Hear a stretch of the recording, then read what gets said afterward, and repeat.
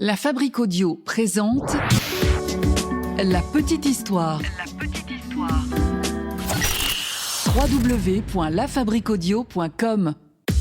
Scream est une saga désormais culte. Culte pour son masque, culte également pour les courses à toute vitesse de l'actrice Neve Campbell, et puis culte pour ses répliques. Si tu raccroches encore une fois, je te saigne comme une truie. Oui, C'est une plaisanterie ou quoi? disons plutôt un jeu. Oui, c'est ça, un jeu.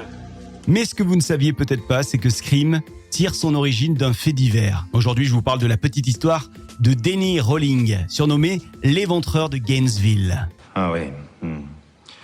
Quelle histoire, ça aussi. Salut tout le monde, je suis Florent Mounier, c'est Sébastien Girard qui mixe ce podcast de la petite histoire produit par La Fabrique Audio. Vous aimez ce podcast, n'hésitez pas à le soutenir, c'est important, vous le partagez sur les plateformes de podcast et sur les réseaux sociaux également. Aujourd'hui, je vous parle donc de l'affaire de l'éventreur de Gainesville qui a fait la une de l'actualité dans les années 90 aux États-Unis. Le fameux serial killer, c'est Denny Rowling. Alors on peut pas dire que Denny Rowling est un parcours très original. Non, il a plutôt un parcours typique pour un tueur en série ou pour un psychopathe. Quand il est jeune, chez lui, c'est pas la joie. Il y a des violences de son père quand il est enfant. Il assiste aussi à la tentative de suicide de sa mère. Bref, il n'a pas une jeunesse heureuse, c'est le moins qu'on puisse dire. Alors quand il est jeune, il va développer une attirance pour le sadisme, puis également pour le voyeurisme, et enfin, il va se mettre au cambriolage très tôt. Denny Rowling, il habite dans une ville du nom de, attention, l'accent, Shreveport. Là-bas, il n'a pas beaucoup d'amis. Si, il a bien ce couple d'amis qu'il voit de temps en temps, là, les Jurassics. D'ailleurs, un soir, il confie à Cindy Jurassic, comme ça, entre deux conversations, qu'il a parfois des pulsions meurtrières, qu'il a parfois envie de buter tout le monde. Et il ajoute même qu'il adore les couteaux et qu'il fantasme sur les étudiantes. Sacré tableau. Alors, c'est évidemment un peu glaçant, tous ces propos pour les Jurassics. Mais sur le moment, ils n'y font pas trop attention. On va dire que c'est de l'humour. Humour limite, mais de l'humour. Ok. Les années passent et donc Denny Rowling, jusqu'à ses 35 ans, il continue de cambrioler. Il continue également de faire le voyeur. Mais il ne va jamais plus loin, sauf que, à l'âge de 35 ans, tout va basculer. C'est ce moment-là où il débute sa folie meurtrière. Nous sommes le 4 novembre 1989. Denny Rowling tue 3 personnes dans la petite ville de Shreveport. Et parmi les 3 victimes, il y a même un enfant de 8 ans. Et sur ce coup-là, Denny Rowling ne se fait pas prendre. D'ailleurs, il fait tout pour brouiller les pistes et il en profite même pour déménager. Il part pour le sud-est des États-Unis, direction la Floride. Là-bas, au moins, nul risque d'être reconnu. Il arrive à Gainesville. C'est là qu'il s'installe.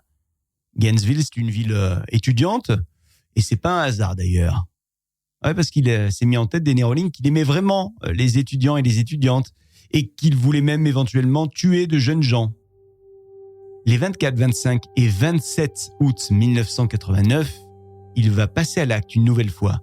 Il va tuer 5 étudiants, 4 femmes et un homme. Et alors, comme tout serial killer qui se respecte, il va faire sa tuerie toujours avec le même mode opératoire. Son mode opératoire à lui est le suivant. Il repère une proie potentielle, il observe où elle habite, il s'introduit dans son domicile, et une fois que la proie arrive chez elle, ouvre la porte, puis referme la porte, là, il la poignarde sauvagement. C'est son mode opératoire à lui. Ces jours-là, donc, les 24, 25 et 27 août 1989. Vous l'imaginez, tout le campus a peur. Oui, parce que la panique est là, tout le monde est horrifié de ce qui s'est passé et tout le monde a peur que ces choses-là puissent à nouveau arriver et pourquoi pas leur arriver. Alors sur le campus, les étudiants passent leur nuit en groupe. Ils se barricadent dans leur studio, ils ne dorment plus. Il y a des chaises qui sont devant les portes. Ils ferment les volets à double tour, les fenêtres, même s'il fait chaud, on est en été. Certains changent même d'université. Mais rien ne se passe. Et la vie reprend quasiment son cours. Une année s'est écoulée. Plus de nouveaux meurtres sur le campus. Mais il y a toujours cette ambiance bizarre. Vous savez, ce genre d'ambiance quand tout le monde se regarde en se demandant qui a bien pu commettre une telle atrocité, qui peut bien être le dégénéré qui se cache derrière ces meurtres. On est en 1990. Nous sommes en septembre 1990 et c'est donc la rentrée universitaire. Et Danny Rowling, lui, il continue à faire ce qu'il sait faire de mieux. Il cambriole des maisons. Sauf qu'un soir de septembre 1990, alors qu'il est en train de cambrioler justement, il se fait arrêter. Ce jour-là, il a moins bien prévu les choses. Il a été un petit peu plus inattentif. Et donc, il se fait choper. Mais quand les enquêteurs s'emparent du dossier, bien rapidement, ils commencent à faire des liens. Les enquêteurs se rendent compte que certains outils qu'il utilise sur les cambriolages sont comme par hasard les mêmes outils que ceux qui sont utilisés sur les lieux des massacres des étudiants. En tout cas, ce sont les mêmes marques d'outils. Et puis, il y a le profil aussi de Danny Rowling. Il est bizarre, ce gars. Alors les enquêteurs décident d'aller remuer un petit peu le passé de Danny Rowling. Et ils vont à la rencontre des personnes qui ont croisé le chemin de l'accusé. Et c'est là qu'ils tombent sur ce couple, les Jurassic. Et c'est la femme, Cindy Jurassic, qui dit aux enquêteurs que, pour elle, il n'y a absolument aucun doute. Elle dit que ils tiennent entre les mains l'éventreur de Gainesville. Cindy a clairement fait le lien entre les deux affaires, celle qui s'est déroulée dans sa ville quelques temps plus tôt et l'affaire des meurtres de Floride. Elle explique aux enquêteurs que Danny avait confié à l'époque à son mari Steven, et même à elle d'ailleurs directement, qu'il lui arrivait d'avoir des pulsions meurtrières, qu'il avait un attrait pour les couteaux et que même il fantasmait sur les étudiantes. Alors à ce moment-là, les enquêteurs vont chercher où vit Danny Rowling. Et ils se rendent compte que Danny Rowling vit dans un campement de fortune. Il vit dans une forêt, une espèce de cabane qu'il s'est montée. Et cette forêt, elle se trouve, devinez où ? Près du campus. Le campus où ont lieu les meurtres. La police décide d'aller y faire un tour. Et sur place, c'est jackpot. Les enquêteurs retrouvent du matériel utilisé pour les cambriolages, mais aussi le matériel qui est utilisé pour les meurtres, et puis des enregistrements vocaux. Et on se met à écouter les enregistrements vocaux. Hallucinant, le gars s'est enregistré sur un dictaphone sur lequel il raconte tout. Il relate tous les meurtres, seconde par seconde. Il n'en faut pas plus aux enquêteurs pour être absolument sûrs de la culpabilité de Danny Rowling. Danny qui avoue tout, absolument tout, de suite. Et puis il avoue également qu'il n'a aucun autre mobile que celui de, je cite, devenir une superstar du crime comme Ted Bundy. Ted Bundy qui est un autre serial killer dont on a déjà parlé dans ce podcast, dans un autre épisode.